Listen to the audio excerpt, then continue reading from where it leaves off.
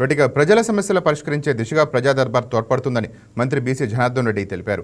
TDP ప్రధాన కార్యాలయంలో ఏర్పాటు చేసిన ప్రజా దర్బార్లో పాల్గొన్న మంత్రి బీసీ జనార్దన్ రెడ్డి ప్రజల వద్ద అర్జీలు స్వీకరించారు. ప్రజా దర్బార్లో రెవెన్యూ సమస్యలపై ఎక్కువగా వినతులు వచ్చాయని, వాటిని పరిశీలించిన తర్వాతే పరిష్కారం చూపించే ప్రయత్నం చేస్తామని మంత్రి తెలిపారు.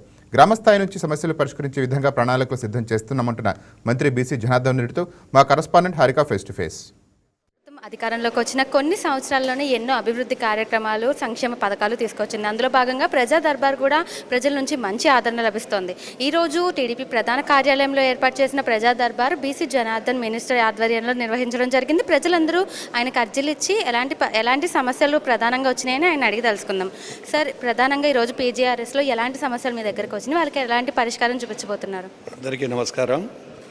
ఈరోజు గౌరవ ముఖ్యమంత్రి గారు, అటు లోకేష్ బాబు గారు, రాష్ట్రంలో ఎక్కడైనా పరిష్కారం కానీ ఎక్కడైనా సమస్యలు ఉంటే తెలుగుదేశం పార్టీ ఆఫీసులో కూటమి ప్రభుత్వం వచ్చిన తర్వాత సమస్యల మీద ఒక ప్రజావేదికను పెట్టినటువంటి మొట్టమొదటి ప్రభుత్వం ఈ యొక్క తెలుగుదేశం ప్రభుత్వం.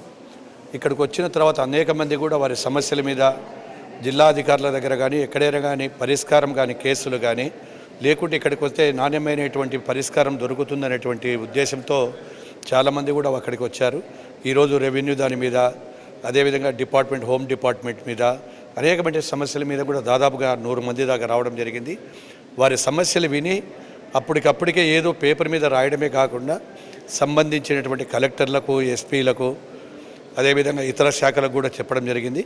ఈ సమస్యల పట్ల కూడా చాలామంది సంతృప్తి చెందుతున్నారు. కాబట్టి ఈరోజు వందలాదిగా కూడా కొన్ని పరిష్కారాల కోసం లేకుంటే ఇక్కడైతే ఎగినా తొందరగా కారణం ఏదైనా కానీ కూడా ఆ పరిష్కారం దొరుకుతుందనే ఉద్దేశంతో వస్తున్నారు. కాబట్టి పరిష్కార వేదిక చాలా బాగుందని ప్రజలు చెప్తా ఉన్నారు. Thank you. సార్, ఇటీవల ప్రధానమంత్రియే స్వయంగా చంద్రబాబు గారిని, లోకేష్ గారిని కలవడం జరిగింది. అందులోనూ ఆయనకి best reformer of the year award వచ్చింది. అందులోనూ కేంద్రంలో జరిగే ప్రతి కార్యక్రమానికి కూడా చంద్రబాబు గారు వెళ్తున్నారు. దీని గురించి చెప్పండి సార్. ఇది కూటమి ప్రభుత్వంలో ఉన్నటువంటి నాయకుడు మాకందరికీ కూడా కూటమి ప్రభుత్వానికి పెద్ద దిగుగా ప్రధానమంత్రి గారు ఉన్నారు.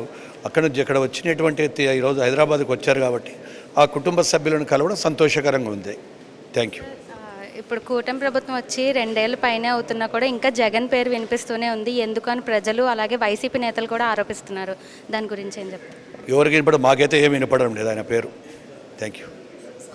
సో చూసారు కదా, ఈరోజు ఏర్పాటు చేసిన ప్రజా దర్బార్కు మంచి ఆదరణ లభిస్తుంది. ప్రజలు కూడా ఎలాంటి సమస్యలతో వచ్చినా వాళ్ళకి తగిన పరిష్కారం చూపిస్తామని కూడా చెప్తున్నారు. అలాగే ప్రధాని మోడీ స్వయంగా చంద్రబాబు గారిని కలవడం ఒక ఆనందకరమైన విషయం అని కూడా చెప్తున్నారు.